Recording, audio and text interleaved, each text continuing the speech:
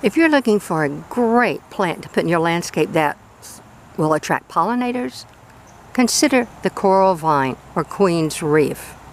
Hi, I'm Elise. I'm glad you stopped by. Isn't this a beauty? It is a fast-growing true vine, coral reef. Also comes in white and red. I've never seen it. The only one we have ever had is this coral hot pink color, which I love.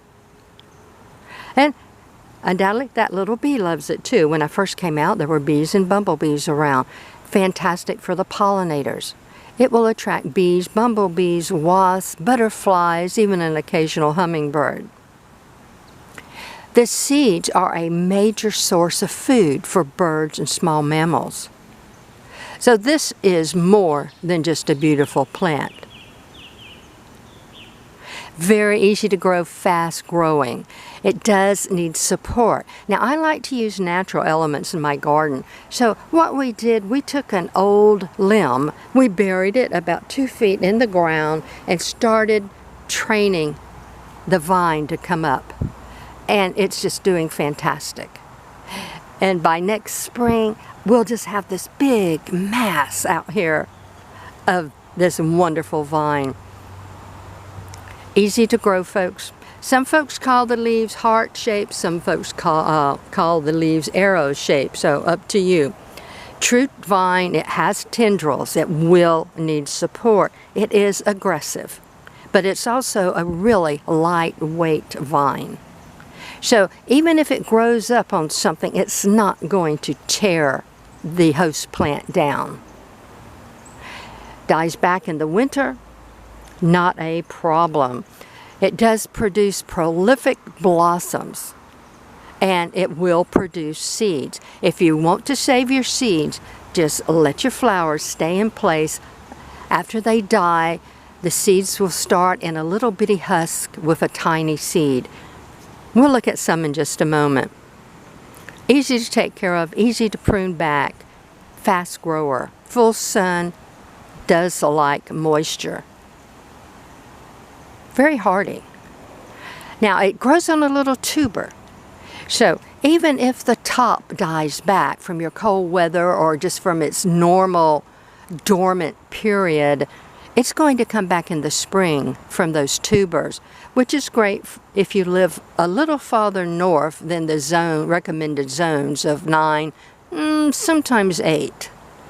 But it will really die back in zone 8 when it gets cold.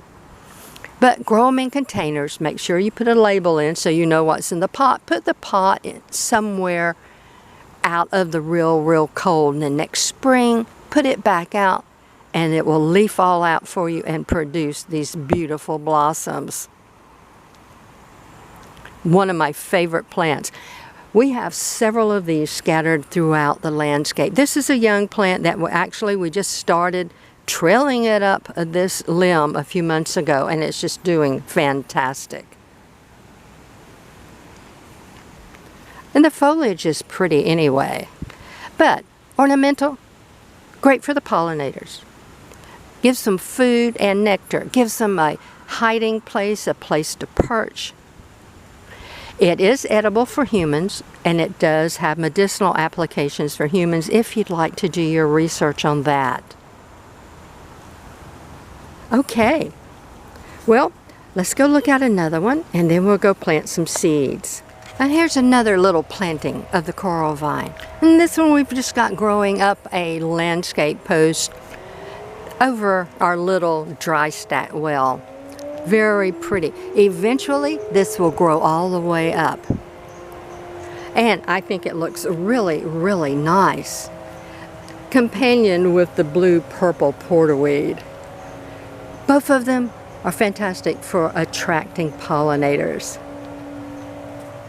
I still can't get to the huge mass planting we have of them, but this gives you an idea. They'll grow just about everywhere. Very pretty, lightweight. Well, I've got a few seeds to plant. I have 3 little plants that I need to uppot. I'm going to do a few cuttings of this really pretty coral vine, aka bee candy. Isn't that gorgeous? All right, talk about seeds first.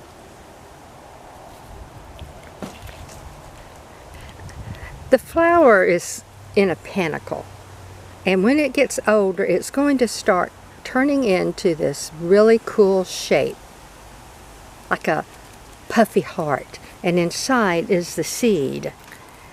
Even these will have seeds in them, but they're green. So you don't want to harvest those seeds right yet. What you want to do is leave them onto the plant until they turn brown. And then when you open them up, you'll have a little brown seed. Now this seed is very, very hard. And it was designed to be hard so that when the birds eat it and small animals eat it, it would go through their digestive system and stay intact. Because this is a favorite food of birds and small animals. And then as the bird or animal walks away and goes to the bathroom and excretes out the little hard seeds, and that's a good way for those seeds to propagate in other areas. So let the seeds stay on until they are completely brown. I soak my seeds normally, but these are really fresh seeds. I just picked them off the bush. I would suggest though, if you get seeds, if you order some online or from a friend, farmer's market, you go ahead and soak them. You can soak them up to overnight. You do not have to peel the husk off. If you want them to germinate really fast, go ahead and peel the husk off, but you don't have to. Since we're going into fall, and I really want these to go ahead and germinate so that the roots can get established before they go dormant for the winter, because coral vine will go dormant, I'm going to pull my little husk off. I've got a little pot prepared. You can put them in pots, you can put them in cells. It doesn't matter, whatever works for you. If I'm doing little cells, I usually put 1 or 2 seeds per cell. Anything over, say, a 4-inch size pot, I will put 3 or 4. Now this is a trade gallon. I'm going to put 5 seeds in here. I could put more, but for right now, I'm going to put 5.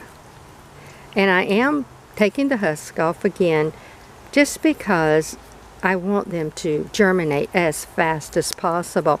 And I just lay them down on their side. Something I always do with my seeds, unless it's really small seeds that I'm just going to show, is I place my seeds first. For a couple of reasons. Well, I place them first.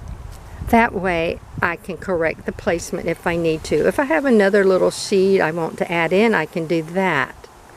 Also, if I cover these up as I go, especially if I'm using cells or 4-inch pots or something, and then I come back and I'll say, well, did I put a seed in that?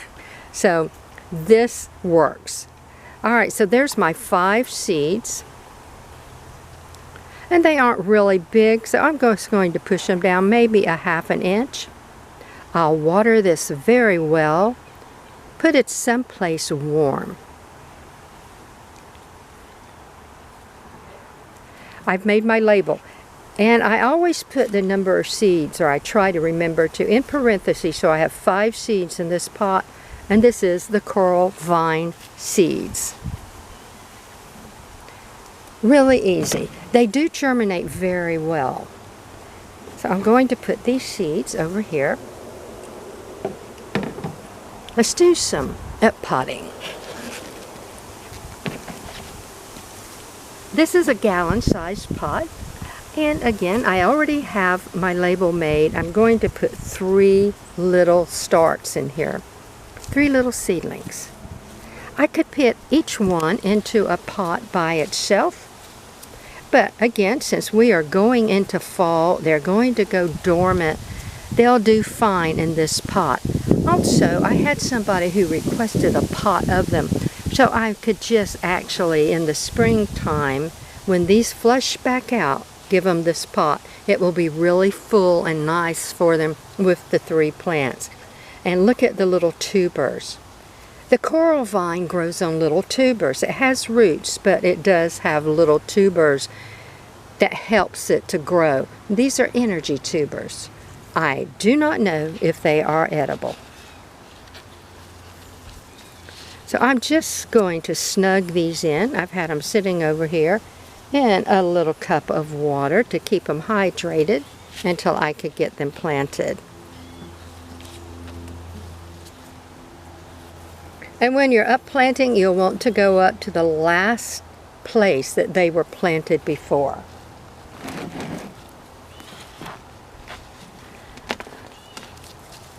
This is just all-purpose potting mix, nothing special. I'll water these in really, really well. And these I'm going to put in a dappled, indirect bright light, not out in the full sun. That's how easy it is to up-pot them. Now, if you have an existing plant, a mature plant, you might walk around the bottom once in a while in the fall and see if you have any little starters, any self-seeded starters. Because it's a good time to pick them up and transplant them and increase the number of plants you have. All right, cuttings. The vine really doesn't make huge stems until it gets very old, and then they are down closer to the base. So I did cut off some green stems. They're very thick. I did sterilize my clippers,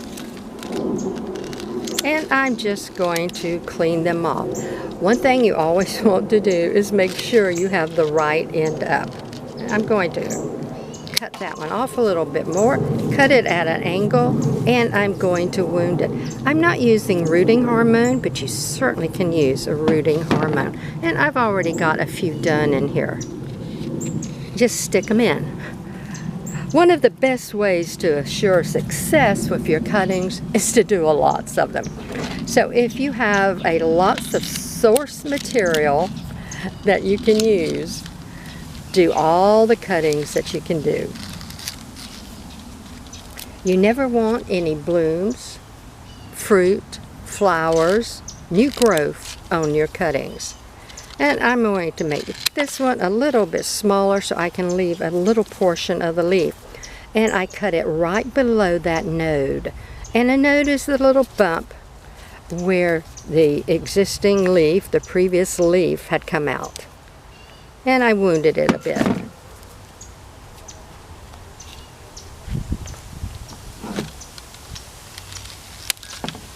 You can do terminal cuts or mid cuts. Usually the terminal cuts on lightweight vines like this is too light.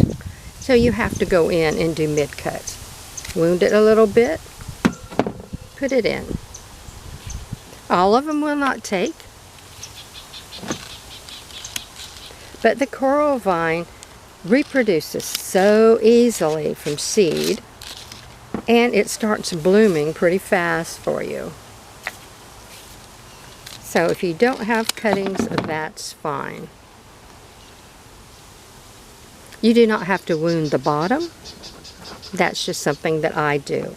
You do not have to cut them at a 45-degree angle. Again, that's just something that I do. But every little thing that you can do that might help, you can do it. And again, use rooting hormone if you would like. So that's it. That's how easy it is to do your cuttings. I have my labels, coral vine cuttings. All-purpose potting soil. I will water them very, very well. These will go into dappled indirect light. So in just a few moments, we propagated the coral vine. We did seeds, we did some up-potting, and we did some cuttings. This is a really great plant to add to your landscape. I hope it's something that you can add, that you can grow. Now, in just a month or so, all of this is going to go dormant. But I really think I'll have enough time for my roots to get established. I really think I'll have enough time for my seeds to germinate. And I really think I have enough time to get the cuttings established. That's it. Until we speak again, have a fantastic day.